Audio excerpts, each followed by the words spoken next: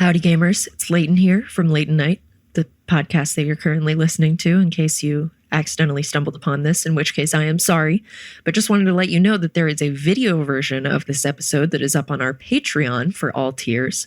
So if you want to join us over there, depending on the tier, you can get all sorts of cool benefits. We do mini-sodes every week. We do some fun videos. You get access to our fan Discord, and overall, it's a really lovely time, and we would love to have you there. So, without any further ado, here is the audio version of this episode. So if you want to do the video version, you can go to patreon.com/Leighton Night, or not. It's really whatever floats your boat. Anyway, episode...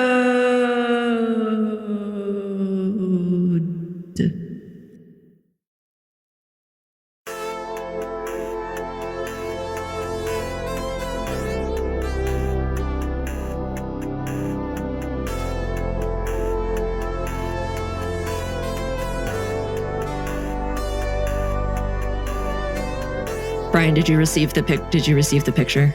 No, it hasn't come through yet. Hold on, let me just post it to our Discord, maybe. This is the best picture of you, Brian. All right, there it is. Now it came through the text. Hold on. This rules. This is my new profile picture on everything.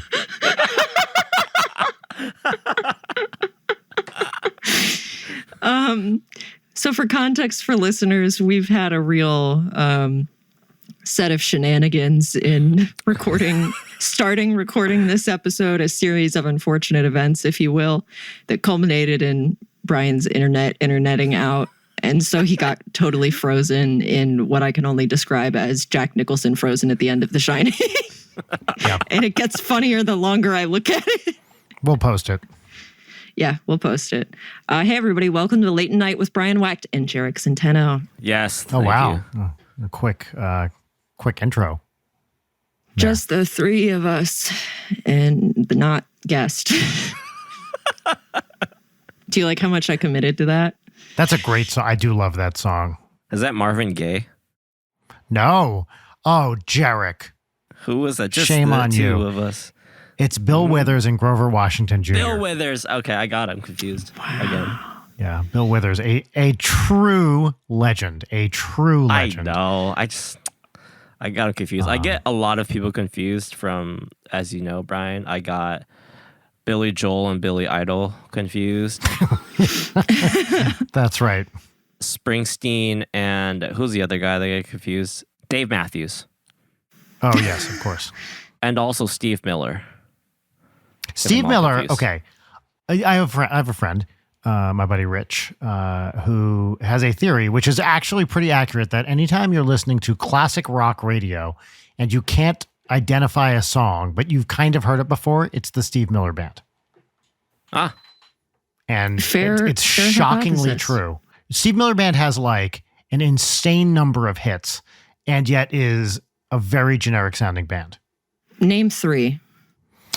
I can't. I mean, this is the thing. Like, if you said the names, I might remember it. I'm sure I would be able. I'm sure if you said the songs, I would be like, oh yeah, that song. Couldn't tell you It's jack like shit about the Steve pornography. Miller You know Band. it when you see it. Yeah. Well, also Steve Miller also liked, at least for me, pornography. I know it when I jerk off to it. Let's Something look at else their happened. singles. Wait, hold on. Before we move on, we're going to look at the Steve Miller Band singles. Don't that are start the jerking big, off. You. Well, Put it I'm going to. away. Oh, of course, the Joker. That's the big one. Oh, I'm a yeah. joker. I'm a toker. I'm a midnight Did you also smoker. know that was Yeah. like sampled in a Shaggy song? That's basically the whole Shaggy song. Oh, dude, it's like a whole thing. And also, the Joker, I believe it's that one, or is it another one? I think it's the Joker. It kind of references a Steve Miller universe because it uses like characters from other Steve Miller songs, if I'm remembering. That has a famous line, which is, I speak the pompatus of love. The pompatus. What the fuck is the pompatus of love? Pompatus dick. Yeah, pompatus. I'm gonna go. Pompa these nuts. Sorry, but yes, Leighton, continue. Yeah, so another thing that happened, Brian, while you were away for a moment before we started recording, and that it was looking like this was going to be a Leighton Jarek solo episode, I logged into our Zencastr, and as I always do when I'm in the driver's seat of the Zencastr, and I'm going to preempt this with whatever, the thing that I'm about to say is inherently funny, and Brian's going to gaslight me about it anyway. I just want you to know how funny this was. Me? Just before we dive into this, I have never gaslit you about anything. I have no plans to start gaslighting you about whatever you're about to say or anything else. And frankly, the implication that I've done so in the past is abhorrent to me and offensive. Brian, there are two types of deliveries that when you do them always kill me. It's thank you and who? Me? You're really good at it. Thank you. Anyway, I was logged into the Zencastr, and anytime that I'm in the driver's seat of the Zencastr, I will gratuitously play the What's Poppin' theme song button, which has always been there. And I was trying to get it to stop, and I accidentally deleted the What's Poppin' clip from Zencastr. Oh, yeah. Look at that. It's not there anymore. The thing that's been there the entire time, and I deleted it on accident. Yeah. Anyway, I also didn't realize, I was like, oh, what's this other track that's on here? And I'm grateful that I didn't test it with an esteemed guest, because hearing that track out of context. Brian, will you play that track out of context, please? You fucking piece of shit. I hate you so much. Why? What's Poppin'? That's the What's Poppin' theme song. You asked me to play it. There it is. You're a fucking menace. I don't understand the big deal. I just played the What's Poppin' theme song, a thing I have done countless times, 200 something times, in fact, at this point in the show. I'm really glad that I wore my wearable blanket / slanket for this, because it's a level of self-soothing that I think I desperately needed to emotionally withstand this. So remind me what a slanket is. What's the slanket? It's a blanket with sleeves. Is that the sluh? Yeah, it was like, what is this, Snuggie? And then the iteration of that was the slanket. And then it's definitely not explicitly a slanket, because like a slanket's like a smock.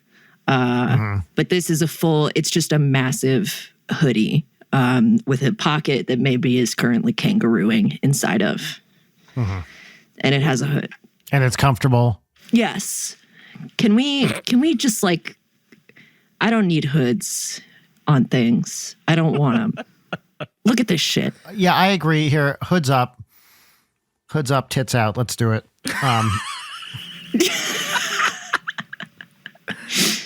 I always have my hood up. Mine. Yeah, but Jarek, I think you're the only person I know who can pull it off.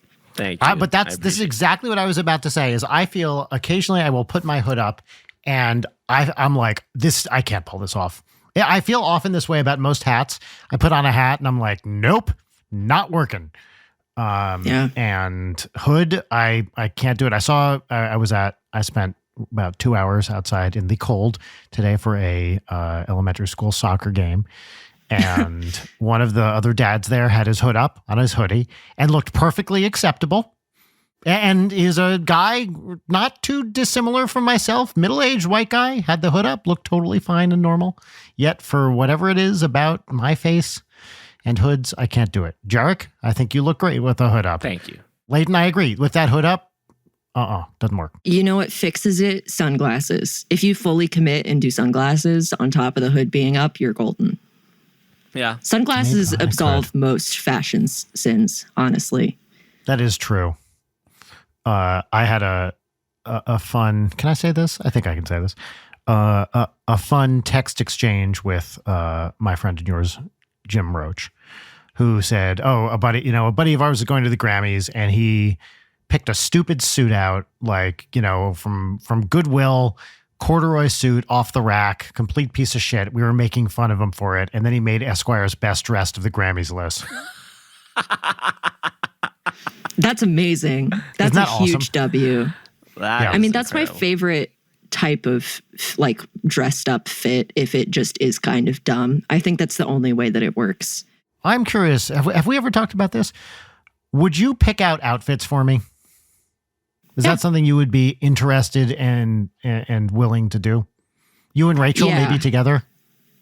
Yes. Here's some Game Grumps lore. In the early days of the Power Hour, there was an episode that we recorded that we did not follow through on the essential part of the episode, and thus it went to the scrap bin. But the concept of the episode is that Allie and I... So I'm so sorry to interrupt. You expect me to believe that a Game Grumps production did not follow through on a concept and it had to be scrapped because of this? You want me to believe that a thing that the Game Grumps did not see completion because of lack of willpower? Jesus, Brian. I will not be fooled again. Chill the fuck out. Take it to Reddit. Jesus Christ. Oh, wow. Anyway, this Power Hour was teams of Allie and Dan and me and Aaron, and we had iPads and we were going through Fashion Nova, the fast fashion website that's a lot of, hoe wear. And I helped Aaron pick out an outfit for Dan. Allie helped Dan pick out an outfit for Aaron, which was hilarious because we picked out, unbeknownst to each other, almost the exact same outfits, and they were ridiculous. Please describe them. Star-shaped sunglasses and a lot of feathers on the fits and some high platforms. But because it's fast fashion and everything sells out, these things never got ordered. But it was fun to record. So that's the Power Hour cutting room floor. We had a fashion thing today with Audrey in the car. I was driving her to ice cream after her soccer game, and we were parked in front of a, shall we say, an adult boutique with some lingerie and other such fits in the window. This store very clearly says it's like DVDs, lingerie, fetish on the outside. And Audrey was looking at it and she goes, "Who would wear that? You can see right through the bottoms." So true. Like, I don't know, honey. All I can tell you is that I don't think I would wear that. Okay, lingerie as a concept feels like a thing that when you are late teens, very early 20s, sounds really cool. And then you attempt to implement it and you're like, right, this is stupid. Nobody does this. This is a waste of time and money. Yeah, that has always been my opinion of lingerie, even as a young person. Like, I was like, why would anybody wear this? Maybe it's just is it a generational thing? Is it a temperament thing? Like, it has never seemed, I've never looked at a piece of lingerie and thought, nice, Like a regular bra and regular underwear, that almost feels like too much already. And then you add all the straps and get lace out of undergarments. We don't need it. We as a society have progressed past the need. I don't know. It's the same thing with heels. Why are we deluding ourselves into thinking that lace is comfortable? It's not. Well, the thing that's interesting to me about lingerie is, like, when I think about the effort that goes into putting it on, it's even if it was sexy to me, the thought of, like, how did you get into that is so distracting that it completely would kill any mood. And then because I'd be it's like, well, how do I get and this off? Also that, yeah, because Daddy's interested on what's on the inside, right? I think that split second is the most grossed out I've ever been by you. There was Challenge something accepted, about that smile lady. that really got me. Thank you. Yeah, I agree. I lingerie has never done it for me personally. It's what's in here that matters. Yeah. You're real sapiosexual. That's right. Yes. I'm trying to spin this into a joke. Can I do it? Yes. I want to fuck Abe Sapiens from Hellboy. Is that the joke? I'm not laughing at the joke. I'm laughing because it's not funny. No, I know. That's why, if you'll notice, I said, is that the joke, after nobody laughed at that? Yeah. Yep. Totally. Or is it that you want to have sex with a maple tree and you're a sapiosexual? I mean, The lubrication is hypothetically there. Syrup is nature's lube.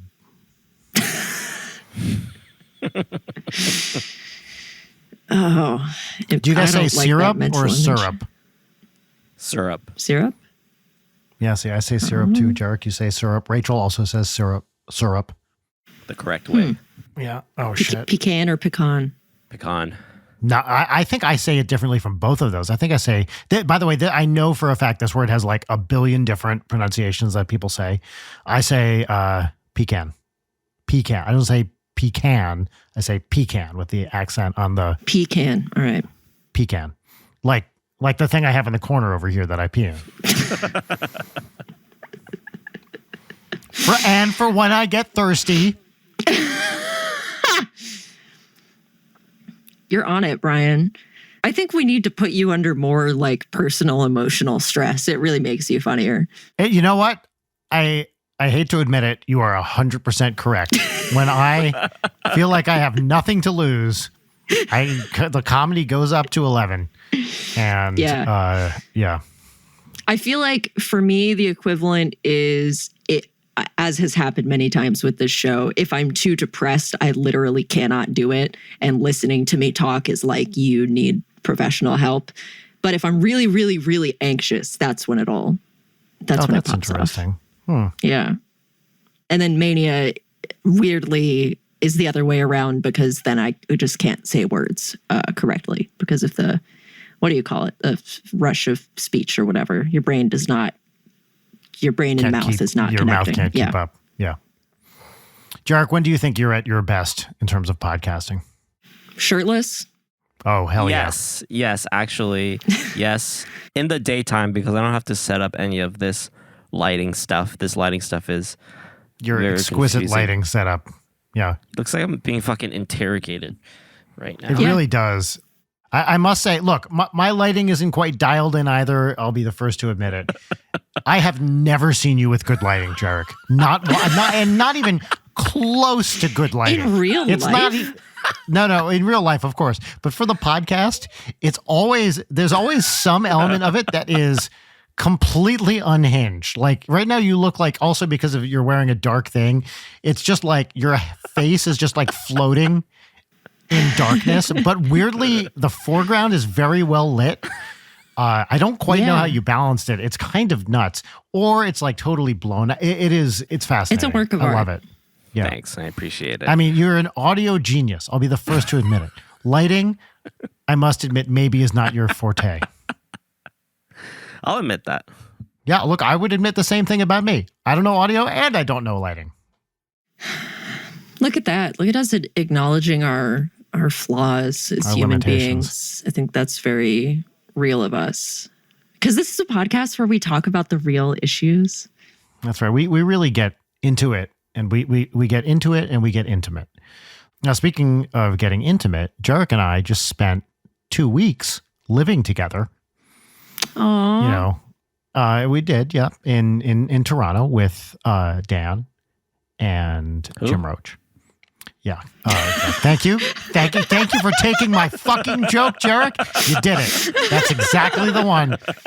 That's every time someone says Dan, I made it a rule that I have to say who, and you did it. Thank you. I appreciate that. Yeah, so we were living side by side for more than 2 weeks. Yeah. And we shared flights. We shared airport lounges. Did you share toothbrushes? We did not share toothbrushes. I used Dan's toothbrush for butt things, and I used my own toothbrush, and Jarek used his own toothbrush for toothbrushing. Okay, good for you. But we can talk about our little trip.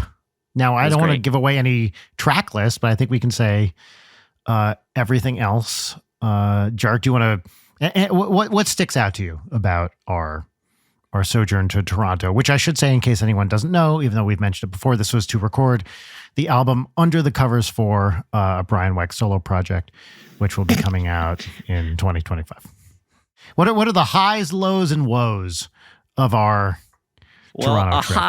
A high was It's pronounced Asahi. the Thai food that we ate. The delicious Thai Suko Thai. Yep. Shout out to Suko Thai. Uber Eats Hell that yeah. if you're in Toronto. Sukho, Sukho, Thai.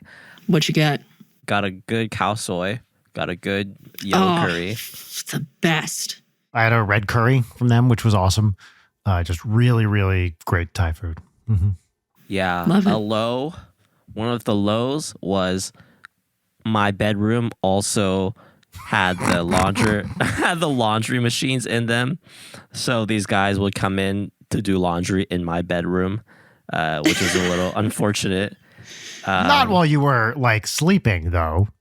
No, right? But no, definitely not. Granted, not ideal. I agree. Yes, not ideal. And definitely, I feel like that laundry machine is definitely moldy because who airs that thing out? Nobody. So that was a low, was the laundry and washing machine in my bedroom, unfortunately. Yeah. So what about you, Brian? Well, first of all, it was a nice Airbnb we got. Yeah. I thought it was actually generally pretty good. I was stuck up in the top floor where I basically couldn't stand up straight for most of it because the walls were tilted. You could see the slant of the house. Yeah. Imagine my shock when I'm babysitting your child and you FaceTime us and I was not informed about your current setup. And then you just pop up looking like the villain in an A24 horror movie. Yeah, pretty much. Yeah, exactly. I had to sit on the toilet to brush my teeth because I couldn't stand up over the sink because the sink was direct, like literally the wall was a foot over the sink. Stunning design. It was fine, for a couple of weeks. I can certainly live with it, but yeah, not ideal. So that wasn't great. Although it was nice. I had the entire top floor, such as it was, which was essentially a small bedroom to myself, which was fine. Although it had no shower, so I had to walk down 2 flights of stairs to the ground floor if I wanted to shower. But that's fine. Tragic. How did you survive? I know, it's rough. I live a rough life. Highest point, what can I say? Twerp, baby. Like getting to spend time with those wonderful men, and they sounded great. They were playing great, and it's just, they are my favorite people in the world, and I love spending time with them.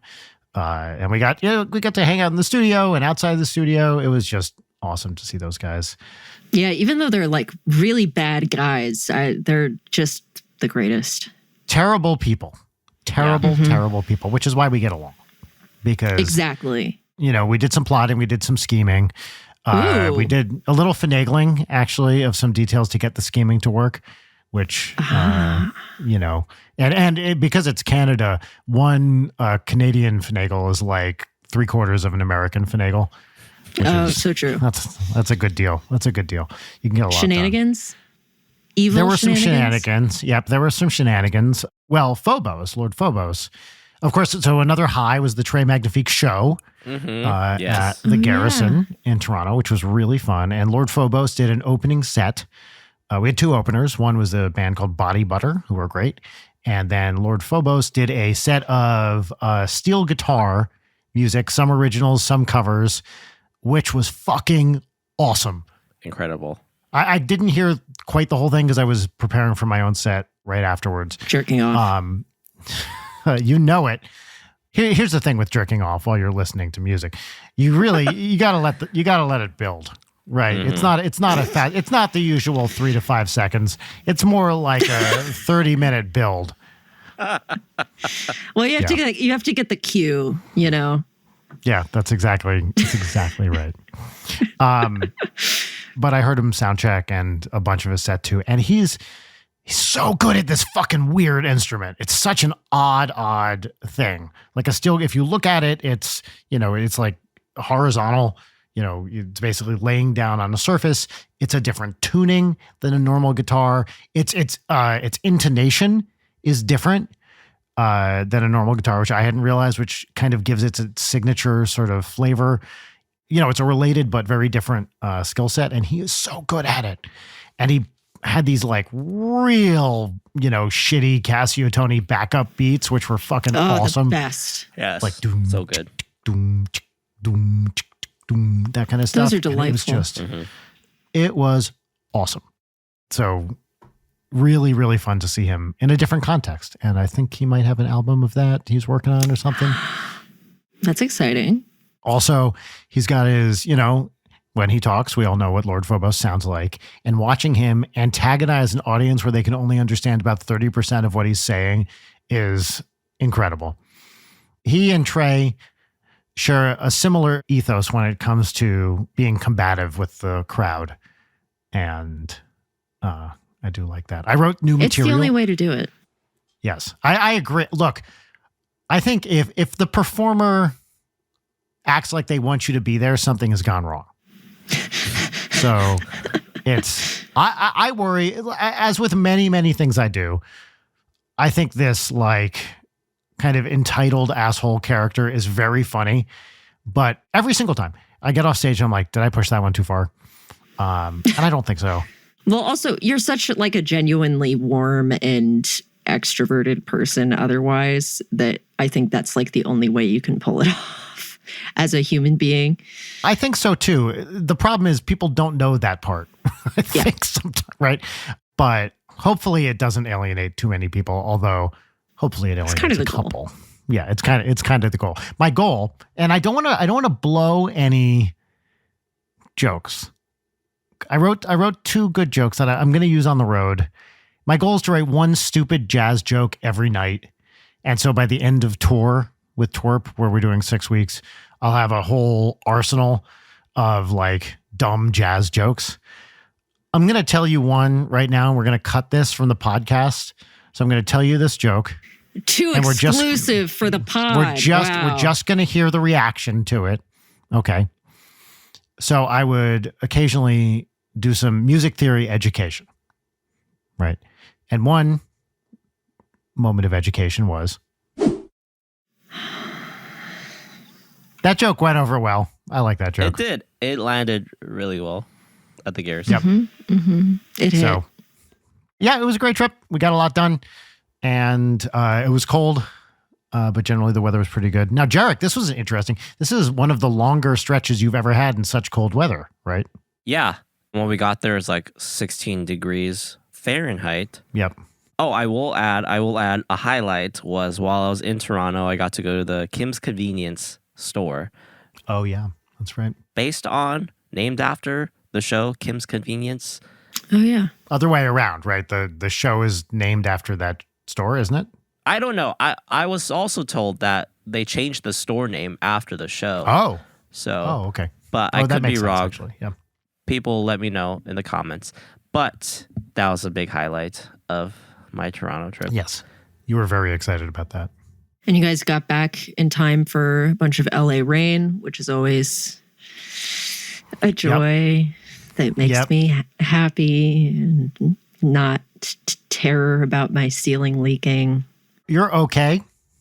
Yeah, I'm fine. Like a thing with accepting the symptoms of my mental illness, is a long fought thing of accepting that it's not linear and that if I have a couple of good days, at some point I'm going to have a couple of really, really bad days and then forget that the good days happen and start catastrophizing about it. And I think the acceptance of it's going to stop raining. These are your allotted bad days for this week. It'll get better. I don't know. That probably sounds like a very simple thing, but difficult to do. Yes. And then also it's the classic maybe thing of, even when it's sunny out, she is a little princess and doesn't want to walk a lot. But when it's raining, it's just the drawing it out where it's like, if you shit, this will end. I don't want to be here either. Oh. Please, God, why don't you understand? Yeah, as you know, I do own a child, and it's very similar with that as well. If you just do the activity, this will end. I can predict how this current course of events is going to play out, and it's going to end with you sobbing. So if we did the following simple thing, we could head that off at the pass. Nope. Okay. I can only imagine as one's kids get older that a big part of parenting is just simply not telling them stuff because they're not going to listen anyway. And the temptation as a parent to say, I told you so, is so overpowering that it is very, very hard to resist. Yet it is, of course, a extremely unhelpful thing to say and doesn't result in more listening. So I imagine one of the big struggles of being a parent is it's not giving advice by itself. It's knowing when to give advice in such a way that that advice will be listened to. And sometimes it just won't be, right? Sometimes you just have to resign yourself to the fact that no matter what you say, even if you're a world expert in something and your kid is asking for advice on that thing, they won't fucking listen to you because you're their parent. And that's just the way it goes. I think it's also like so many of those things you literally just have to learn it the hard way and it's not going to sink in otherwise. And I'm sure it's deeply frustrating to have to sit there and hold that in. I feel like it must be the same way that therapists feel, like knowing that they can't say certain things, like they can readily identify the problem and it's part of their job to not do that. I didn't watch this. Rachel did the Jason Segel, Harrison Ford show Shrinking, which I believe starts out with Jason Segel as a therapist going, just fucking dump the guy, okay? Dump him. He doesn't like you. Just do it. Incredible show. Is it good? Do you like it? I loved it. Yeah, we ripped through it. Yeah, Rachel did too. We talked about this a bit on this week's mini, but I used downtime in Toronto to catch up on some media, including, which will be relevant soon for reasons maybe people can guess, the new Masters of the Universe show on Netflix. I watched The Queen's Gambit. I watched another thing, which maybe I'll talk about later. What did you think of Queen's Gambit? I thought it was fine. Just fine. Yeah, I love the way it looked. Cool period piece. There was a lot to like about it. I liked a lot of the actors. Anya Taylor-Joy was great, but overall, I thought I don't know. It felt kind of heavy-handed to me. But I liked the chess parts were great. Yeah. I really liked the chess parts. The other stuff, maybe less great. No, I mean, it wasn't bad. I didn't dislike it. I did not quite see the reason for the level of reverence that it engendered. Ain't that just the way in this landscape of shit? I know I got yelly angry on this week's mini about media. In a very fun way. Oh, but dear God, please have higher standards for your media, for the love of God. Well, yeah, have higher standards, but also so much of the discourse is controlled by, controlled is the wrong word, but main players in it are actual children. And part of being a teenager or a young adult is having very, very passionate responses to media, right? That's just what happens when you were that age. And whenever you experience media that you're like, oh my God, that's like my thing, even if it's not totally your thing or it's not that great, you're going to love it and you're going to act like it's a big part of your identity. That's just what everyone goes through. I certainly did it. Oh, yeah. We all have. It's just hard to see it so publicly on social media now and then feel like you'll be shouted down if you're like, hey, maybe that's actually not the greatest thing that's ever happened. It's also the moralizing about it. Just say you don't like it. You don't have to invent a reason that you're better than other people for having not liked it.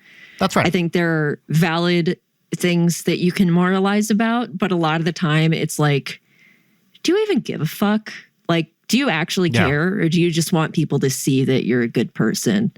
Capital G, capital P, good person. Liking or not liking a piece of media does not reflect your moral standing as a human being. And watching like people in their 30s and 40s earnestly do that take over and over, go outside. If you liked X, then you're a bad person. That thing, yeah. Yeah. Did you finish watching May December, Brian? No, but I did watch 2 more episodes of The Curse. So now I'm through episode 3. I finished episodes 1, 2, and 3 of The Curse, and it's already great. Jarek, did you watch all of it? I haven't started it yet at all. As the biggest Nathan Fielder fan. Oh, dude. I know. You're probably the biggest Nathan Fielder fan I know. Yeah. Yeah. So no, we haven't started The Curse yet. Get the Paramount Plus free trial if you don't already have it, and then just burn through it and cancel it. Yeah, it's great. Like we talked about, the less said, the better. Yeah. And I don't even know. I'm only 3 episodes in, so I know it's going places, but... Yeah, I can't stop thinking about it. I've been reading a lot of interviews with Benny Safdie after watching the show, and I really respect him as an artist and as an actor, and seems like a cool dude. Yes. There's my parasocial relationship for the day. I agree. When I've heard him interviewed, I'm like, Safdie Brothers movies, I think you could watch those and be like, those guys are annoying. And yet when I've heard at least Benny interviewed, he seems like a very interesting and cool person. And it's also like when they've been interviewed together, it's impossible to watch because Josh has that like older brother, I must talk over you at all times energy. And now that they've kind of had their like going in separate directions thing, I'm interested to see how that goes for both of them. Have you ever watched Frownland? No, Yes. haven't heard of it. I did. What? It's, what's the guy's name? Ronald Bronstein. That's it, Bronstein. Thank you. It's his movie, I believe. And it's a hard watch, but some people love this film. They love it. I didn't like it, not because it was uncomfortable, just because I didn't like it very much. Yeah. That's kind of how I felt about it too. I did not see the reverence, understand the reverence that some people have for it. I've never heard anybody else talk about that movie. It's very obscure. I only really learned about it because they were talking about it. This is like a year or two ago on the Best Show. Anytime you say most people hate this, but I love it. Look, I'm going to check it out, of course. And in this case, I didn't hate it, but I didn't have a good time watching it, which is definitely the point of the film. Do you know what the title is a reference to? What? It's a Captain Beefheart song. Unless I'm way off base, I can't think of another instance of the word Frownland except in a Captain Beefheart song from Interesting. Trout Mask Replica. Yeah. I learned from the Viper Club guys that SpongeBob was created or inspired heavily by the band Ween. Is that true? A lot of the writing in SpongeBob is like references to Ween lyrics. What? That's why in the SpongeBob movie where they had like David Hasselhoff, that's why Ocean Man is in the end because they really wanted the guy really wanted Ween to be in the movie somehow. So I don't know how true that is. Don't know how true that is, but I believe it. Yeah. Wow. I'd have to see evidence of that. I mean, that Ween rabbit hole goes pretty deep. Yeah. And look, I love a lot of Ween. But and the band. Yes. So what I was going to ask you, Layden, is what did you get up to while we were on our little Toronto trip? Tell us all about your exciting life. Well, you don't have to be mean about it. What did I do? Are you still drinking your pistachio lattes? Yeah, I am. I'm going to drink the fuck out of them until the day that they stop doing them, which is coming up. Yeah, the day the pistachio latte stops is coming up soon. Yeah. I had a couple of gigs that I did that varied from, you know what, I'm not going to say how they were. And the fact that I'm not saying how they were is probably an indicator of how they went. And I was able to get another thing lined up that I'm actually very excited about. I'm on my third rewatch of True Detective season 1 this week. Third this week? Yeah, I finished it and then I immediately went back to the beginning. I took myself on a little date to the Alamo Draft House to do what'd you see? An 11 a.m. showing of Zone of Interest. Wow. The ultimate date film. Yeah, and then I walked around Macy's because I wanted to smell some perfumes that I'd been reading about, and a very nice man really whisked me around the perfume department. Just handed me cards with stuff, and it was very exciting because I've been so into like reading about fragrances lately, and it was like, oh, that's what good girl smells like. Whoa. So yeah, big ups to that guy. And that, like, boy, Macy's is a grim place. It's like, oh, it really it's is. like a Kmart now. It's just completely like on its last leg. Yeah. Like many big retailers, that place is not going good places. Yeah. But it was me dazed going up the escalator in Macy's thinking about Zone of Interest. And I walked around for a little while more just contemplating.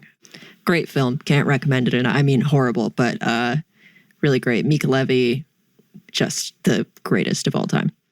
I've been trying to find new fragrances, and I've ordered a bunch of samples, and I bought a full-size version, and I'm very happy that the name of this perfume is what it is. But the perfume's called I Am Trash. It's like apple on top of like wood. It's very interesting. I like it a lot. I know we've talked about this, but I can't remember the answer. Do you have a go-to scent that you had been using? I do. Yeah, past? It's the most basic bitch scent of all time, which is YSL Black Opium. Okay, right. Yes. I love it. I will defend that perfume till the day I die. Yeah, it's overused. Yeah, it's high school girl perfume. Yeah, it's cloyingly sweet. Fuck you. It smells like coffee and chocolate. But it's been really fun. Like, I think that, I think I mentioned this to you. One of the perfumes I tried like has a gunpowder note in it. Oh, yes, that's right. I remember this. And when I sprayed it on paper, I couldn't smell it. The moment it hit my skin, it was like, poof, there it is. And I think it's kind of fascinating and magic the way that fragrances are so different, like literally based on the chemicals in your skin. Like that's crazy. Wild. Yeah. Yeah. Am I remembering correctly that the great Alan Cumming created a scent called Coming All Over You? Good for him. Am I remembering that? I love Alan Cumming. He really wins the name lottery.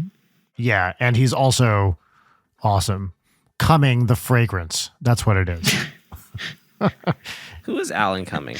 He is a veteran performer of stage and screen. You've seen him in a million different things. He's notably in Spy Kids. Oh, is he in Spy Kids? That's great. Oh, he's awesome in Spy Kids. Wow. He was in Schmigadoon recently. He does a lot of like musical theater stuff, and he's just incredible. One of those performers that every time I see him, I'm like, yeah. Yeah, so I guess it wasn't Coming All Over You. It's Cumming the fragrance, yeah. I like that your brain added the all over you. Yeah. But yeah, after seeing Benny Safdie in Good Time and Oppenheimer, a movie I hate, and then he's so good in The Curse. His performance is really great. And I was reading him talking about how he really loves crying when he's acting. And then when he's directing, he loves getting people to cry, like in terms of, like, I think he was telling an anecdote about like he made himself cry to make an actor feel comfortable crying. That's awesome. And he has, sometimes you see men who just are blessed with the eyelash gene. He is one of them. He's got it. Yes, he has the most beautiful, lush eyelashes. I'm very jealous. Yes, he really does. Are they Jersey guys? I can't remember. Where are they from? They're New York, like Brooklyn guys. Divorced parents who were both living in drastically different situations in New York. So that kind of makes sense for them going back and forth. Man, I really, whatever the opposite of take for granted is, of appreciate. The divorced parent lifestyle from a young age of going back and forth between homes. Very strange experience. I guess neither of you experienced that. Oh yeah, my parents were divorced. Oh, hey. Oh, I didn't know that. Okay. Yeah, my parents split up in like the 5th grade. I thought it was fun, actually. I got to have 2 bedrooms and 2 houses to go to. Okay, the thing for me is that it shows up in my dream, like my stress dreams so much. Does that happen to you? No, it doesn't. I think my parents were better off split up. So, so were mine, but yeah. And also I made like one of like my best friends as a kid. She lived like 3 doors down. Oh, awesome. Great band. Yes. So no, it never shows up in my stress dreams. I didn't know a bunch of kids with divorced parents, so that was always kind of an odd one out situation until maybe later in my teens. But there was a girl's mom made her stop being friends with me because my parents got divorced. What? Mm-hmm. Because of religious reasons? Yeah. No. What? Because she didn't want that. And then she got divorced a couple of years later. Oh, shit. So, Oh, and then you were friends again. No, actually, she bullied me. Oh no. The worst possible case. Yeah. You know what's really humbling? Being bullied by a theater kid. Yeah, Maybe that's why I hate musicals. I don't know. maybe. Should we move on to some seggies? Yeah, let's do it. Yeah. Hey, you know what I hate? What's that? The wide, for monetization purposes, censorship of everything, but seeing the word sex spelled as SEGGS. Oh, terrible. Layden, I It is could the not agree worst. with you more. It is truly the worst, especially when people do S with two like egg emojis. Yep. There's something about segs which drives me fucking nuts, which is the inane censorship of the word sex. By the way, a thing that I am directly and financially hit for. Ninja Segs because- Party. Ninja Segs Party. Yeah. Oh my God. Can we make that the title of this episode? Ninja Segs Party? Sure. Yes, Yeah. absolutely we can. But you know, the fact that it won't, like in search bars, it won't autocomplete if you start to type the word sex. So you, like if you type Ninja S in the YouTube search, it won't put sex party. It just drives me insane. And also I find it aesthetically monstrous, the word segs. It's Yeah. what's wrong with SECS? Why couldn't we do sex? I also hate give me a that, couple though. sex. I agree with you, but it's not as bad as segs. It's same with like unalive, and especially like if segs is used in like a really serious context. Yeah. Just I hate it. It's a watering down and minimization of language. Anyway, Should we move on to some segments? yeah. Yes, I agree with that. I was I gonna was say the wondering, same actually, would you describe me? I felt like this is true. I know this is cliche. You humor me for a moment. Chaotic neutral, is that me? Would you describe me as chaotic neutral? Is that my alignment? Or chaotic evil? Or just evil? Brian, you're gonna hate this. Lawful evil. Oh, no, fuck you. Fuck you and your house. Lawful evil. You're more lawful than you think, I think. If I'm performing, I would say I'm chaotic. Would you agree with that? I guess. Sure. But you know, you're not wrong, and I understand where you're coming from. I do have a code that I abide by. Mm-hmm. Mm-hmm. Right. Which is you get the money up front. All right, introduce your segments. All right, our Segments. first segment is our Segments! Our first segment is our pop culture recommendation segment. This is where you get to talk about something you've been enjoying recently, a book, a video game, a movie, whatever it might be. This segment, and we don't have a lot of time tonight. I don't like to draw out the introduction so much, so I'm going to keep it short and Because at sweet. 8 p.m. we will all spontaneously drop dead. Yeah, that's right. That's the real curse. Yeah, exactly. Sorry, unalive. This is Be thank you. unalive. The name of the segment is What's Poppin', and unfortunately, I don't have the ability to play the theme song, but we do insert it in post, and it goes here. What's poppin'? What's Poppin'? Great. That was the And you What's told the Poppin' theme truth song. on that one for once. Layden, what's poppin'? Because I spent most... What's poppin'? What's poppin'? You know, I've always enjoyed how optimistic... What's poppin'? What's poppin'? Call me lawful again. You're lawful according to your own code, Brian. What's poppin'? I'm being silenced. What's poppin'? I completely forgot what I was... Oh, I was going to say that my voice sounds so hopeful and optimistic in that theme song. I feel the same when I listen to like single digit or double digit episodes of this show. Back in the early days of COVID when everything was great. Yeah. Real like Pollyanna. I feel like my vocal balls have dropped to a degree. because on the mini, I recommended a bunch of movies, and I was going to recommend The Curse, but we already talked about The Curse a little bit, which is a very emphatic recommendation. I'll talk about a book.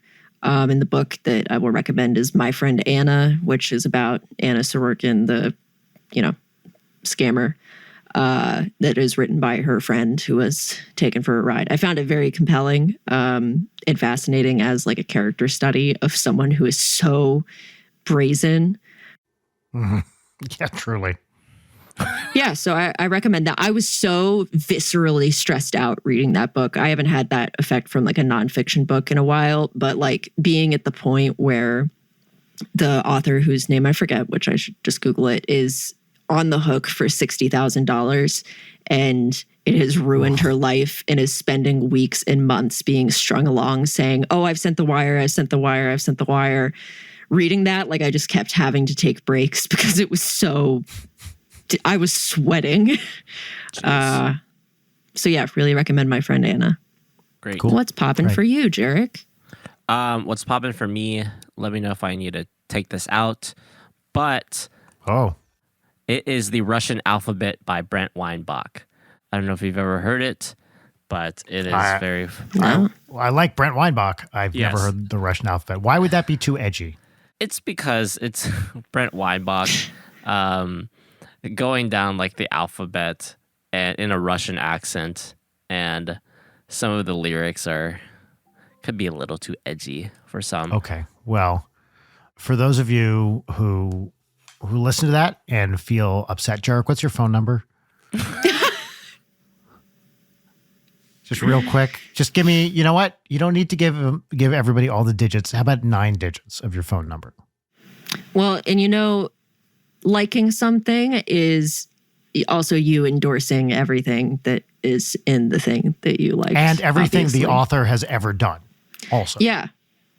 Regardless So of if things you're are a real piece contradictory. of shit, Jarek.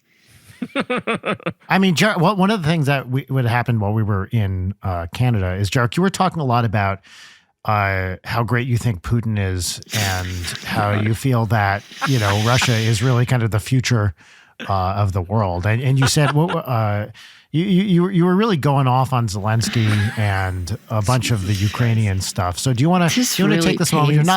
You're not on the podcast that much. Do you want to talk about your boy Putin for a little bit here, or as you call him, Vladdy P?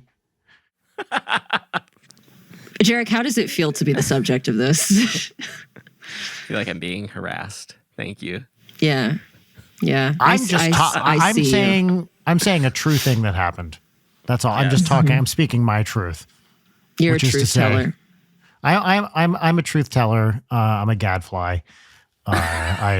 As I've mentioned, I hold a mirror up to society, and sometimes people get freaked out by that, and that's kind of not my problem. Like if you don't like what you see when you look in the mirror that I shoved into your face violently, and now you're mad at me for no reason, that's not my problem.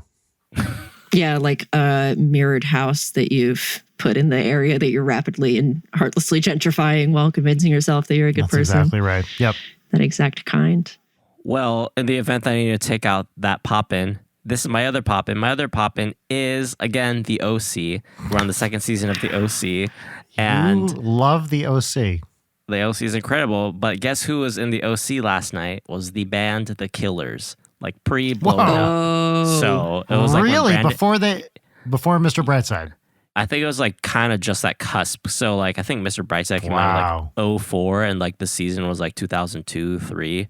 So yeah, if I need to Crazy. swap out my pop-in, that's my pop-in is again the OC. They have their, Okay. didn't they just announce a Great. residency at the Vegas Sphere?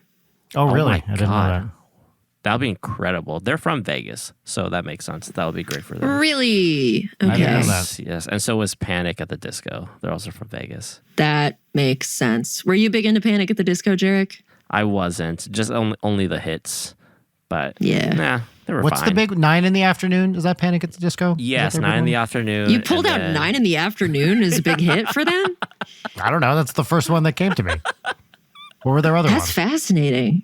Well, there's like the newer era stuff that they just play in mega churches now, which is wild. But like A Fever You Can't Sweat Out as an album, I revisit often. They wrote it when they were like 18 or whatever, and it's Wow. like peak steampunk. It's like all the music videos from that era are ridiculous, but I love that album. Like unironically, it fucks really hard. I was a teenager once. I had a big Panic at the Disco phase. So Yeah. Brian, what's popping for you? Well, Jarek, thanks for asking. What's popping for me, I may have talked about this before, but it's so great that I'm just going to talk about it again. It is the Joni Mitchell Live at Newport album that I think just won a Grammy. Oh.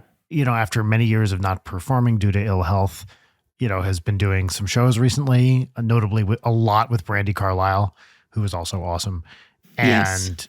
Joni Mitchell, just an all-timer songwriting genius. She did a show at Newport Folk Festival. I think it was last year. It might have been the year before. And maybe they just put the record out last year. And her voice is she's very old and she's not in great health, but her voice is weathered and perfect in all the right ways. Like it's low, but her pitch is just dead on. Look up, she does a version of Both Sides Now, which honestly makes me cry every time I hear it, because you can just feel everything in her like life being put into this song, which she wrote when she was, you know, I think it's from the 60s, right? The song is 60 years old. So she's probably in her 20s when she writes this song, which is about, you know, basically struggle. Generically speaking, you know, I'm not much of a lyrics person, generally speaking, but these are great, great lyrics. And hearing old Joni sing them with the experience that the lyrics kind of belie from the beginning, but now you can hear it in her voice, is just priceless. So very few things musically just make me tear up, and this is one of them. You know, That's she fascinating. probably doesn't have that much long left on this earth, and she is just a treasure. So listen to that whole album's great, but Both Sides Now specifically, and you can watch it. They have a great video of her. Brandi Carlile's right next to her.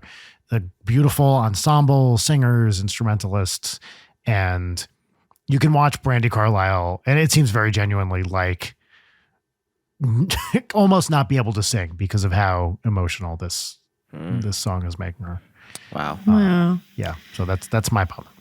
Nice. That's a very good pop-in. I feel like I feel similarly of watching like older age Eartha Kitt performances. There's one video in particular, I forget what show it's on, but she does I Want to Be Evil, and then like gets really, really personal about her childhood, and like she, you know, had a very, very rough childhood, and she's getting emotional about it and talking about like the persona of Eartha Kitt that she puts on.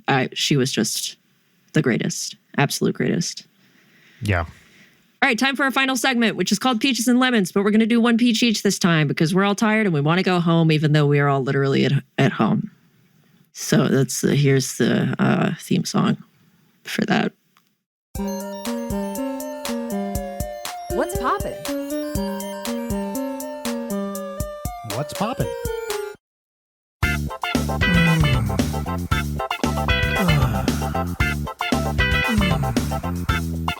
Cancel me, Daddy. Yeah, that's the one that I was glad that I didn't play out of nowhere with a guest on the show. It's a good one, though. You got to admit it's a good one. It's one of my favorites. I'll go first with my peach. My peach is as... Are you good? Yeah, I'm just vibing. I'm just breathing, doing my breathings.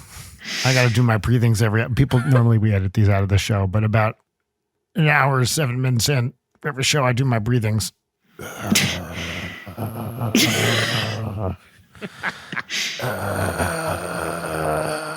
Keep these ones in this week, Jerk. Are you auditioning for the Hellraiser remake with that pose? Oh, I would love to be. Are you kidding me? I would love to be. Now, You want to get hooked? Which Cenobite would I be? I think I'd be a Cenobite that just looks like me, just normally, and I'd just be hanging out in the background. Maybe I'd have an earring or something like real dangly in one ear. And, you know, Pinhead would be like, and Brian. And I'd be like, yo, what's up? Do you want to hang out later? I'm free tonight. Are you free? I'm free tonight. What are you doing? Let's make plans right now. Give me your phone. I'll put my number in. I'll put my number in your phone. Here, text me right now so I have your number. That's great. What's your name? Did I spell your last name right? It's Schaefer? Okay, cool. Yeah. Why don't we hang out? Let's hang out right now. That's the kind of Cenobite I'd be. And then I'd The be Brian like, Wecht there's a fine Cenobite line. hanging out Yeah. with Hunter Schaefer, an icon. Yeah, that's right. There's a fine line between the pleasure of hanging out with me and the pain of hanging out with me. And So true. I'm an interdimensional explorer of the pain of hanging out when you don't really want to. But maybe it's a little maybe it's a little fun. Maybe it's like a little fun. because Late I'm night with fun. Brian Wecht. That's Yeah. how I feel right Yeah, now. that's exactly right. Yeah. Yeah. Anyway, Can I that's say the my kind of- peach? That's the kind of Cenobite I'd be. Yeah, sorry. You were talking? My peach for this episode is that, as stated on this show, as always, I get really, really nervous going into the winter months just because of that seasonal affective depression, baby, which is already pretty bad throughout the year and then gets worse. This winter has been going great for me, actually. I love and that. I'm doing comparatively really well and feel like I am in control of my life. My therapist is very proud of me, and I am cautiously proud of myself. So, I'm proud of you too. wow, gee whiz, thank you. Do you want to hang out later? I'd rather hang out with your child. Anytime. She loves hanging out with you. One of you, Peach. Are we just doing one peach? Yeah. Oh, okay. Let me play the I theme. literally said, do you just not listen to women? Sorry, I was dealing with something. I was trying to I was doing my breathings. Here, let me play the one peach each theme song real quick. What's poppin'? What's poppin'? I don't think I've ever done the joke where I just play the What's Poppin' theme song over and over before, so I'm doing it again. Hey, Now, Jarek, also, what's it's your not a peach? joke. I'll give a lemon instead of a peach. My lemon is that I got sick. I was puking and shitting at the same time. But my peach is my doctor told me to lose some weight, and by shitting and puking at the same time, I lost a couple pounds. So let's go. Yeah. Love that for you. That's Bri, great, what's Jarek. your Congratulations. stuff? Thank you. A lemon. Because I was in Toronto for 2 weeks, I missed a bunch of Audrey's soccer games, which I don't like. I don't like missing my kid's soccer game. She scored some goals. She ran around the field a lot. I heard it all from Rachel. And it just sucks. It sucks to not be there. But such is the life of a musician. And she understands, and I'm sure she won't hold it against me when she's an adult. The life of an international man of mystery who's committing terrible crimes against her favorite video game characters. That's right. Now, to be fair, Kirby had a great time. And I don't think if you asked Kirby, he would describe that evening as anything other than a positive experience. All right, great. What's your peach? My peach is that I haven't talked about this much on the show. Those of you who maybe have been paying attention to social media might have noticed that there was a minor merch kerfuffle with Ninja Sex Party and some other bands where a major merch distributor suddenly went out of business, leaving everybody in the lurch and taking with it. Suffice it to say, it was a bad scene for many, many, many different reasons. But we finally have a new merch store for Ninja Sex Party up and running, and that is my peach. We have our merch. We got it all. It is now available for sale. This is not an advertisement for this, but it was one of the many things we had to sort out was figuring that out. After the last few months, you've more than earned a little advertisement as a treat. Well, thank you. Thank you for giving me permission to advertise on my own show late. I appreciate that. Look, obviously, we have an album in pre-order right now that's coming out. That is now actually for a month or whatever. That was unavailable to purchase in the middle of a pre-order, which is great. But it is now available to purchase again. And that certainly, I wouldn't mind the support if you did that. But the bigger thing is just we have a way to sell merch again, which is awesome. And I guess worth noting that the same cannot be said of the Late Night merch store. That's right. Or the Trey Magnifique merch store, or a bunch of others, or Go Banana Go, or a bunch of other things that are still in process, because the solution we found for NSP is not being offered for other projects, many other projects at the moment.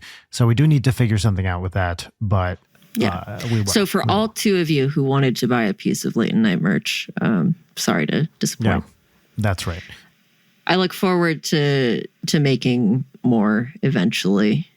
Do you think we could do an upcharge for stuff that I personally sit on or lick or something?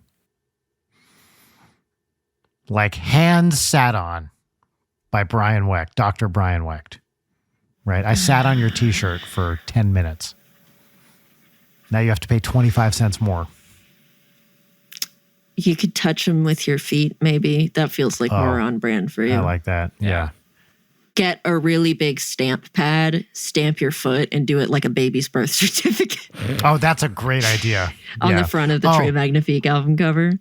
Offering, well, I wouldn't say that's on brand for Trey. It's on brand for me, not so much for Trey. I do like the idea of doing a baby's birth certificate for me right now. Maybe, look, I'll be 50 in a year and change, which is an insane thing to say, but is true. Maybe when I turn 50, I can put out a rebirth certificate with my new footprints on it. And your new name. Yes. My name, Brian Alexander Wecht, 190 pounds, fucking smoking hot and 5'9" and footprints. Yeah. Yeah, well, another banger of an episode here. Always a pleasure with you two. Wait. I think I have sap on my thumb. Hold on. Nope, that was something else. I had a weed vape cartridge explode in my mouth this week. Wow. That's wait, hold on. Do tell. I don't know what else to say. Very shitty vape where I had to keep warming it with my fingers to get it liquid enough. And then it just kind of it completely spat the goo out of the top and sides, and it was hot goo, and it went all over my hands and all over my mouth. And so I was at my sink desperately scrubbing, that shit is hard to get off, and it was hot. So me standing there with a sugar scrub, it was all over my tongue.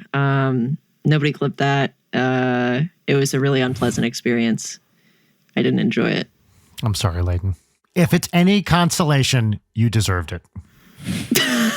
All right, everybody. Thanks for listening. You can check out Late Night. You already listened to the show, so. Yeah. And here, let me say the thing I always say at the end of every episode. Hang loose. Dick wise. I'm going to kill you. Leighton Night is produced by Brian Wecht, Leighton Gray, and Jarek Centeno. Follow us on Twitter at Leighton Night, on Instagram at Leighton_Night, or email us at leightonnight@gmail.com.